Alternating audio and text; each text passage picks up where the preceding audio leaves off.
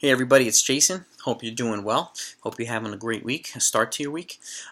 So my last video, I went over my 2020 picks for the Major League Baseball's NL and AL Rookie of the Year. I did winners, runner-ups, and dark horse candidates. You'll see it in the description down below. Before that, I did my top 10 overrated and underrated players in each league, National League and American League. You'll see that in the video down below. And before that, I did my picks for the 2020 MLB Cy Young Award winner and MVPs. You'll see that in the description down below. So if you haven't watched those videos yet, please take a look at them. They're in the description below. I hope you enjoy them. If you haven't yet subscribed to the channel, I really would appreciate it if you do so. Even if you don't plan on watching all the videos, your support is still greatly appreciated, and it helps me grow the channel through YouTube, and helps YouTube share it throughout the community. And if you enjoy the videos, just click that like button. All right, just pound that like button, and because it is helpful to the YouTube community as well. I want this to become one of the bigger and better baseball channels. So appreciate your support either way. Today's video, I want to go over the 2020 MLB picks for Manager of the Year. All right. You know, there's a lot of good managers out there, obviously, and it's not the easiest thing in the world to manage 26 up to 40, obviously, in certain years. But at least 26 high level personalities, most of which are different. It's not the easiest thing in the world when these guys are highly paid athletes and have contracts that are guaranteed, and live a life that's different than mostly everybody else. It's not the easiest thing in the world to do. Just like coaching a team, you're just dealing with a whole bunch of different personalities and skill sets and so on. How do you make it mesh? Obviously, having a good coaching staff helps. Having a good GM and organization helps, put you in a position to win. But at that said, it's your job. You're the captain. You're there to steer the ship, or they're there to steer the ship. So, those players are there. They're all their first mates, and that product on the field is kind of partly determinant of what the manager does with those players. So, with that said, why don't you go over there? Take your walk over here. Let's go over to the whiteboard and take a look and see what we've got going here. I've got my pen, my marker. Got my list, right here. And by the way, I'll be going out in different environments in 2020 as well, just to mix things up. I'll be outside, I'll be in parks, I'll be in baseball stadiums as well. I'll be doing an opening day video from Yankee Stadium. I'm trying to get to some other stadiums as well. So you'll see some different environments, but similar fun content. So I want to keep the content strong and interactive with you guys and gals. So if you have comments or feedback, put them down below. Obviously, it's always welcome as long as we're respectful of each other. It's all good. If you have suggestions, put them down below as well. So with that said, let's get to the nitty-gritty here. All right, the 2020 MLB Manager of the Year predictions. Like I said, there's a winner, runner-up, and dark horse. Here are my picks. Let's go to the American League first. All right, so my dark horse candidate is going to be Mr. Rick Renteria from the Chicago White Sox. Obviously, they've had a huge offseason, but we'll see how they mesh together, and hopefully they stay healthy and so on. And just because you bring in the most amount of guys, the highest level, have the most robust spending in the offseason, doesn't necessarily mean it's going to translate into automatic success. So hopefully the pitchers and players stay healthy. I do think, Rick Renteria will still do a good job. And he's my dark horse candidate. So he could win. He could be runner-up. You never know. I think the Chicago White Sox are in a prime position to win the AL Central now, and overtake it from the Minnesota Twins. But that remains to be seen. We'll see what happens. So, again, the paper's one thing, performance is another. So, my runner-up candidate is going to be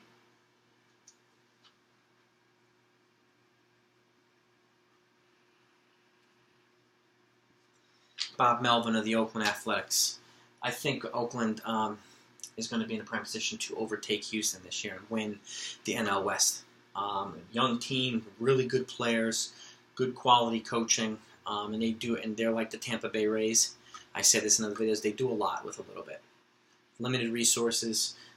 They do a hell of a lot. They do a hell of a good job with their teams. Even though they trade a lot of them away, unfortunately, due to financial constraints, they still do a lot, and they usually extract a pretty solid return too, and they just keep developing younger players and keep running them through the system. So Kind of Moneyball at its finest. And my winner for the 2020 Manager of the Year, in my opinion, should have been the winner in 2019, Aaron Boone from the New York Yankees.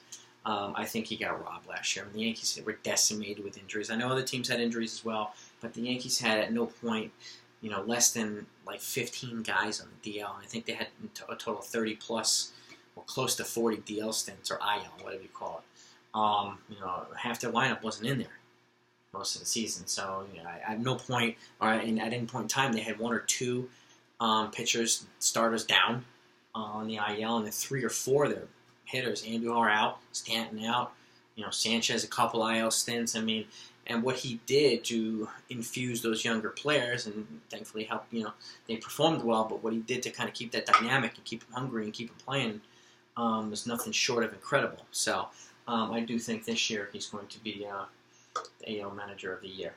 I do think the Yankees will win the AL East. So, and keep an eye out for my video on my division winners, the World Series champs, and so on and so forth. That's going to come once the off season's over, once everybody else. There's still about 100 players that need to be signed still. So we'll see. There's still a lot of good players out there. So I'm going to wait for that one. But let's go over to the National League. All right, my dark horse candidate is going to be a guy that was a great player, Don Mattingly from the Miami Marlins. Yeah, they had a pretty crummy team, but a couple years ago he had them right around 500. And he like Girardi.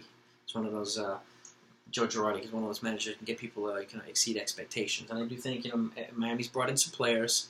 Obviously, there's pretty much nowhere to go but up for Miami, but I do think Mattingly is the type of guy and the skill set and personality to help with these new young players. And I still think they're going to bring in make a few more incremental moves, maybe bring in Felix Hernandez and a couple other guys. Even though he's kind of older on his decline, he could experience a rebirth like Anibal Sanchez did with the Washington Nationals. So they have some talent. They brought in some players. They signed Corey Dickerson. They brought in Villar. So they boosted the lineup. He's my pick for Dark Horse Manager of the Year. Right? My Dark Horse candidate for Manager of the Year. The runner-up is going to be potentially a surprise. Torey Lovullo from the Arizona Diamondbacks. I think they're going to be sneaky good. I think they're going to be going after the Dodgers, even though the Dodgers are probably my pick to win the NL West. And I think San Diego is going to be, a little bit a better team than they were this year. I also think the Arizona Diamondbacks are going to be better. They brought in some guys. They brought in Madison Bumgarner, and hopefully they won't trade away Robbie Ray. Hopefully they'll partner up, and I think Archie Bradley, I think is probably their pick to be closer. And they've got some other guys in the bullpen. They've got a pretty solid lineup as well. They made some pretty solid moves this offseason. Not a lot of sexy ones, but you don't have to be the sexiest team in the offseason to be the best team during the season. So it just doesn't work that way for the most part. But he's my runner-up for Manager of the Year. And my winner for Manager of the Year will be, this might surprise you even more, David Bell, manager for the Cincinnati Reds. Reds have made some moves as well, some pretty solid moves, and I think they're in a position to shock the Milwaukee Brewers and the Cubs. I think the Brewers are a step ahead of the Cubs anyway. I can't see the Cubs trading away Chris Bryant. I can see the Brewers trading away Josh Hader, but nothing's guaranteed. But I think with the moves that that the Reds have made, and the progression that the young players have stepped forward into, and some of them young pitchers, Luis Castillo, and pretty solid lineup. They brought in Moustakas and Wade Miley to add to the rotation as well. I think they're in a position to take the division and potentially, be competitive in the playoffs. So David Bell is going to be my pick for Cincinnati from Cincinnati Reds for the National League Manager of the Year. Let me know what you think, folks. Put them in the comments down below. Your picks, if they're different, if you disagree, agree, whatever. As long as our comments are respectful, we're all good. I really welcome your feedback, and I appreciate you watching my videos. Take a look at the ones down below if you haven't watched them yet. I think you'll really enjoy them.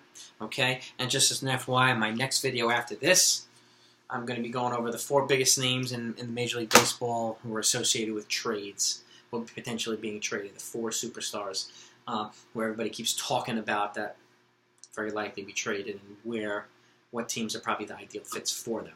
So keep an eye out for that. Other than that, thanks so much for your support. Like I said, if you haven't clicked that like, please do so. If you click the subscribe, please do so. Have a great week. Enjoy good health, and I will talk to you next time.